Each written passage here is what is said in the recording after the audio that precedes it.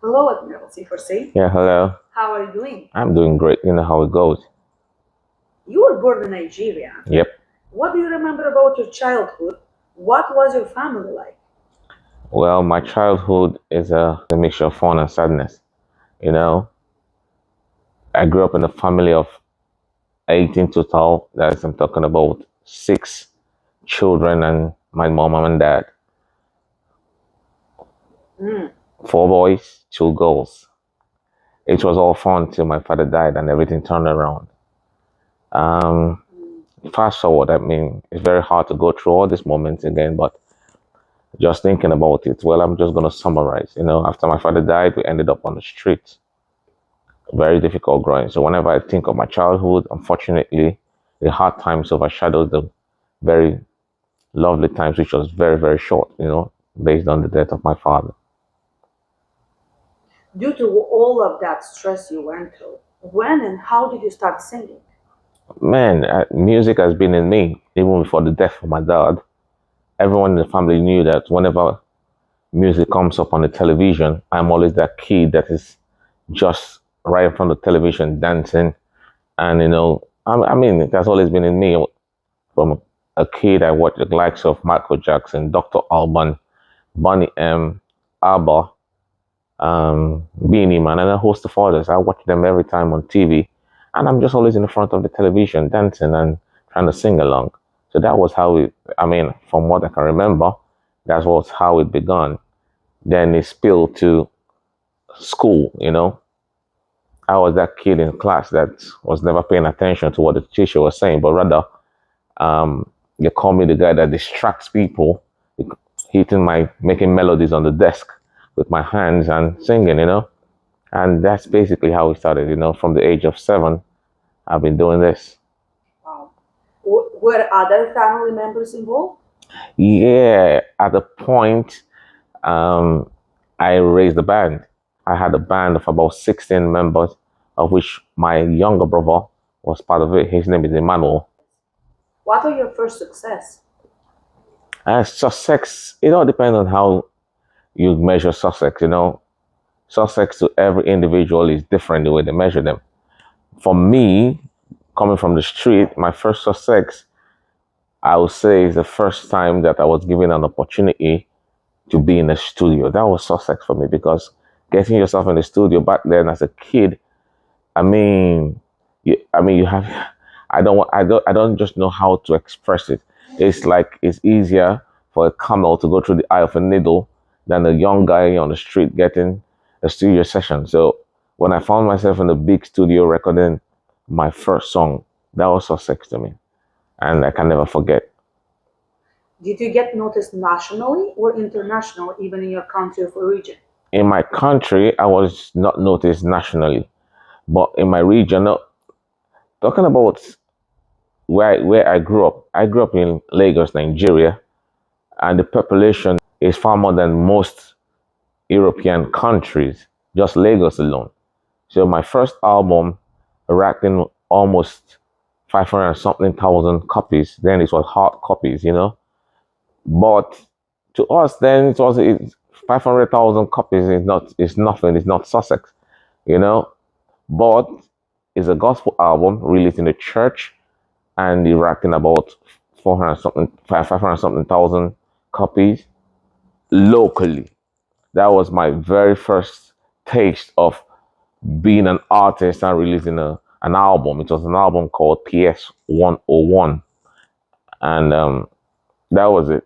So the recognition started from there, from my locality, and then when I got to Europe, it went to the next level. How did you end up moving to Cyprus and when did that happen? I moved over to Cyprus really out of frustration, you know, because a lot of things were happening and I was just focused on chasing my dreams as an artist. You know, after releasing my first album, I was working on my second album and things happened that the album wasn't coming forth. I was like, you know what? I have to find something doing for myself. So I decided to embrace what was in vogue then. What was trendy then was to go to university, to go to college or university. And then all my mates were going to college and university. I was like, you know what? I have to go to college and university to hold something, because since the music is like it's not turning out, I have to hold something. So I decided to apply in a university in Cyprus, and that was how I moved to Cyprus, just to go uh, to further my education and forget about all the frustration that the music was giving to me. Then, when I got to Cyprus, I was in the American college, Nicosia, studying travel and tourism, and that was where everything took another turn. Seriously, I had abandoned music. I was like, you know what? I'm done with this. I just want to get a degree and get a 9 to 5 job like every other person. But while I was there, things changed for me. Again, music found me even when I was trying to run away from music. It kept on following me all the it has been following me to this day. How did the music start in Cyprus? In Cyprus, actually, I I was looking forward to traveling back to Nigeria to visit in one of the vacations we had. So then it wasn't like these days. I'm talking about in the not that it's so far. We're talking about the year 2000 and 2008. Yeah, I was about traveling back home to Nigeria to visit my family, and I went to print pictures. It was not like these days that you have digital stuffs and everyone is sharing on social media. No, back then you go out to print pictures. So I went to print pictures in a local photography shop, and the guy right at the desk looked at me and said, "Man, you look like an artist." And I was like, when he said that, he just brought back memories of, you know, what I was doing in Nigeria then, but I denied. I was like, no, I'm not an artist. He said, whoa, but you look like one. I said, well, I wish, you know. He said, why don't you try it out? So I was like, man, okay, to be sincere, I tried it out, but that's not for me. He said, what do you mean? Talent doesn't leave people. Creativity doesn't leave people. This is about you. What do you think about trying it again? I was like, I don't have the money for that. He said, and the guy told me, um, I, the guy told me that what if he makes me a music video? If I have anything to do, he can put a camera on me and make me a video. I was like, wow. All right. I eventually took his offer and we did a video of one song I just laid at around the corner there, And lo and behold, he uploaded it on his YouTube page. It was right on his YouTube page there. I didn't even know what's going on because social media, I'm talking about 2008, 9. I mean, social media wasn't something that anyone was really, it wasn't big then. So right in class, my lecturer was teaching us about hotel booking using the computer, and he was telling us about the cookies, on the internet, that whatever you put on the internet, on the browser, the cookies is going to remind you. So this was all lectures about hotel reservations and booking. So by the way, I was one of the best students in my class. I mean, the best in my class. So, I mean, the records are there though. So I raised up my hand and asked the teacher, to explain more about it. And he was like, okay, let's imagine now, we try to make an example. What's your name? I told him my name is Christian. So he typed my name right on the browser and popped right on the screen, on the big screen in class, was that video which that guy made for me and uploaded on his own YouTube page. Everything was just surprising to me because I didn't even know how all these things work. And it was like, wow, we have a star in the building. And everyone turned in class. And I was shocked myself because I didn't know anything about stuff like that, things like this could pop up. And I was just confused. So he took me to the staff quarters. And after that, he introduced me to the members of staff of the school and told them, hey, we have a musician in the school. Lo and behold, fast forward, the school was having a summer party and they wanted an artist to perform. And they called me to the proprietor's office saying that the summer intakes are coming, the new summer intakes are coming, that if I mind or I don't mind performing for that occasion. And all these years I've been a guy like praying, all I need is one mic and one God. I had God already. I have God living in me already. So I just wanted the microphone. So when the opportunity arose, I was like, why not? I want to do it. So they gave me the opportunity to perform in that concert like more of, a party to welcome the new students that are coming in that summer. And that was where it all took off. It was one of the craziest party according to the school, that since the school was established, they never seen a party like that. So it was a weekend, and on Monday, lo and behold, the owner of the club, because it was held in the club, came to the school and asked the proprietor that he wanted that guy that performed there to come and take over his club as a resident. So that was where the whole thing started. I was shocked. I didn't even know what to do. So the school made it happen, connected with this guy, and they gave me. I started with one night, a Thursday.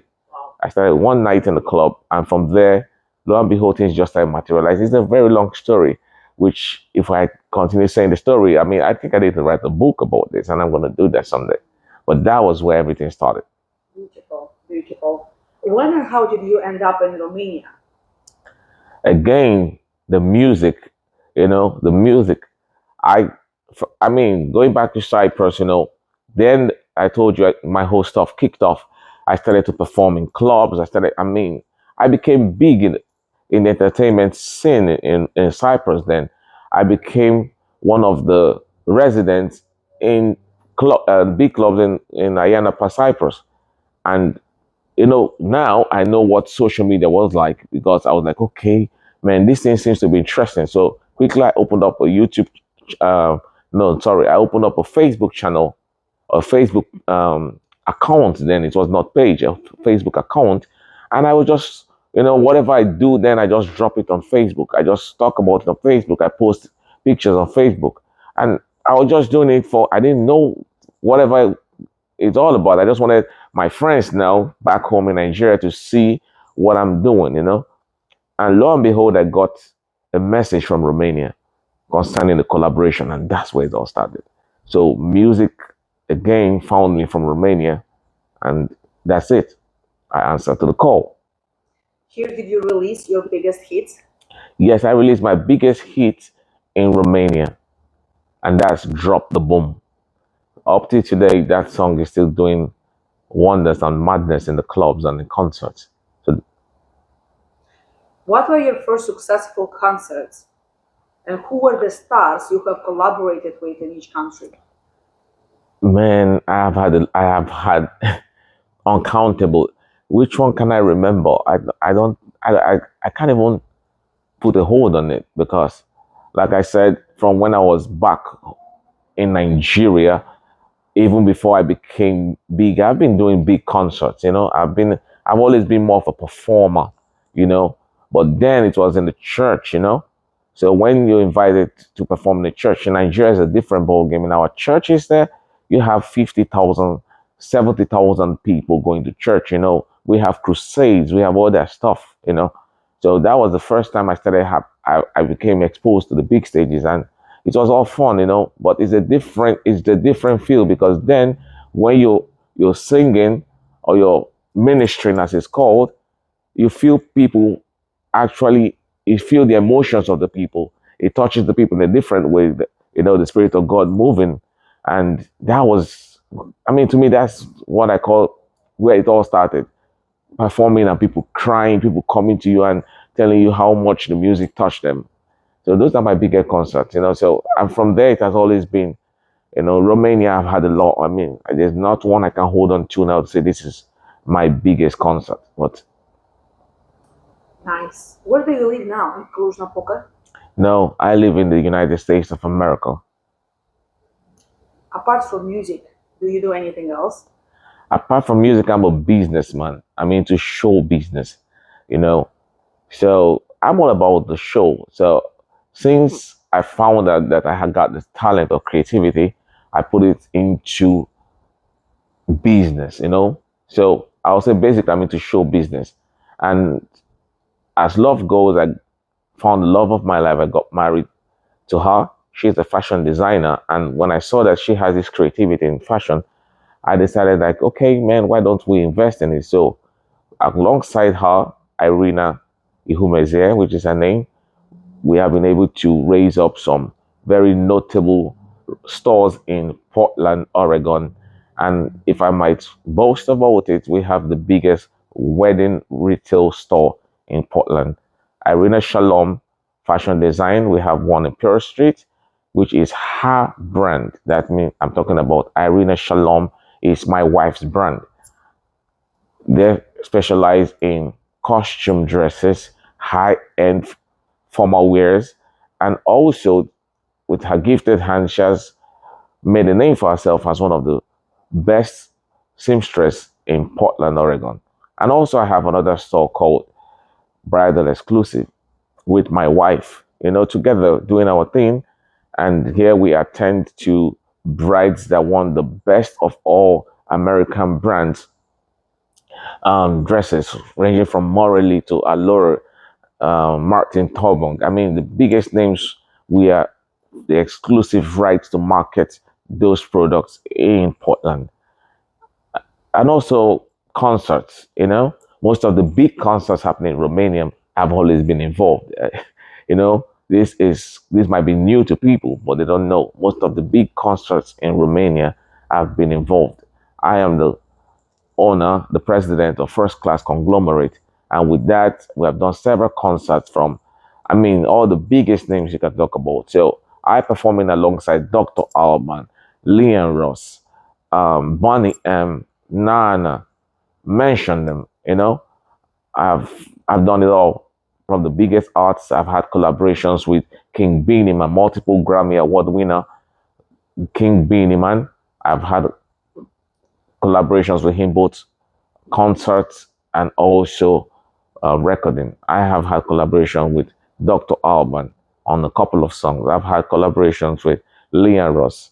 I have collaborated with Bonnie M. I've collaborated with Nana. They're all on YouTube there, for you all to go enjoy. Nice, nice. What does a typical day of yours look like when you don't have a recital? Well, my typical day is waking up around 8 o'clock. By the way, I go to bed about 3, 4 o'clock every day. I work till 3, 4 o'clock in the night. Then I take a couple of rest and I wake up around 8 o'clock in the morning. I wake up, say a couple of prayers. Sometimes I do some gym work, try to look fit and keep fit. Sometimes, if I have the time, then I hit the road again, running a bridal store and running a fashion design store, which also includes me managing my wife, who is a fashion designer, then also attending to the concerts, both nationally and internationally. In America, I got my things going. In Europe, like in Romania, and right now, Retro Lamont is the one we're working on. So it's just my typical day, just work, work, work, work, work. Like Rihanna would say, work, work, work, work, work. That's what my typical day is like, work. Nice. What will we see at the Arena Aradia on March 1st? Well, all I can say about Aradia on the 1st of March is ready for an explosion. Whoever has gotten the tickets, they should be rest assured that they're going to get good value for the money. We have Dr. Alban, you have Leon Ross, you have Corona, you have mentioned it, and of course you have me, the party animal. Anyone that has been to my concerts know that you're ready for an explosion, and a radia is not going to be a difference. It's going to be madness all the way. So if you've not gotten your ticket, go get your ticket right now. If not, man, sure, let's leave it there. Are you directly involved in organizing the show? Yes, like I said, I am the president of First Class Conglomerate, and I partnered with La Art Production, bringing you this fantastic concert that you're going to be seeing in Romania already on the 1st of March. Approximately, how long will the entire show last? Approximately, the entire concert is going to be 4 hours. So, you know what it is, having 5 top artists, 4 hours performance, man, it's good value for the money. So get ready for 4 hours of classic music. When I mean classic music, I'm not talking about classical. I'm talking about classic dance music that have rocked every nation of this world, and also for great performances. It's gonna be mad. The generations of the 90s know the great success of those years with Dr. Alban and Corona. Will we hear them in the radio? Yes, you will hear Dr. Alban performing his greatest hits, and also you will be seeing Corona live with the mad song. This is the rhythm of the night. You know how the thing go. I'm even looking forward to it myself. Will they also sing lesser known songs or even for the first time? I will tell you, keep your fingers crossed. When it comes to Retromania, when it comes to anything first class conglomerate is organizing, just keep your fingers crossed. It's gonna be magical. What do you remember about the collaborations? I remember the time spent on each of those projects. The time we spent producing each of those songs keeps memories in my mind. You know, it's a long process coming out with any musical project you see on TV or on the internet. It takes a lot of time and dedication. So when I look back to all this production, is the quality time I spent with the artist writing the song, going to the studio, producing the song, voicing the song, mastering everything. Everything about producing the song is what I can never forget.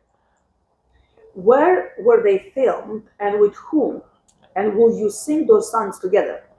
The most of my musical videos were shot in Romania. You know, almost all the production I've done in the past 10 years was done in Romania. I'm talking about video productions. So that of Dr. Alban, Moving On, which features Leon Ross, was shot in Cluj-Napoca at the Wonderland. And I also remember shooting another one with Nyanda. Nyanda is the artist that is formerly known as Brick and Lace. Gave you guys one of the biggest hits called Love is Wicked. I did a song with her called Out of Control, and that was shot in Romania too. Yeah, that's another big song you should check out.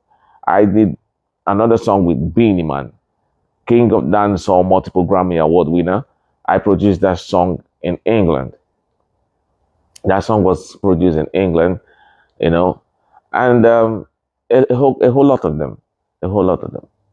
What do you convey to those who love old time dance music, who are on the receiving end? What I convey to them is love. I think that's the major thing we're conveying to them, love. You know, most of the times, if you go and check all this music of the past, what they resonate is love. They resonate a feeling that brings about joy and happiness. So this is something why we cannot do without this kind of songs, which is lacking in today's world.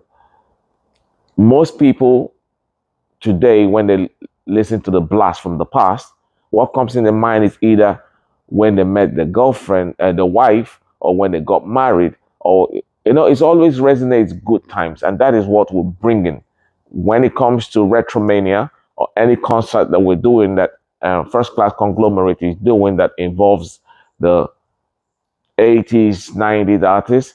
We want to resonate to the people memories that bring back those lovely moments that has been part of their history and their life.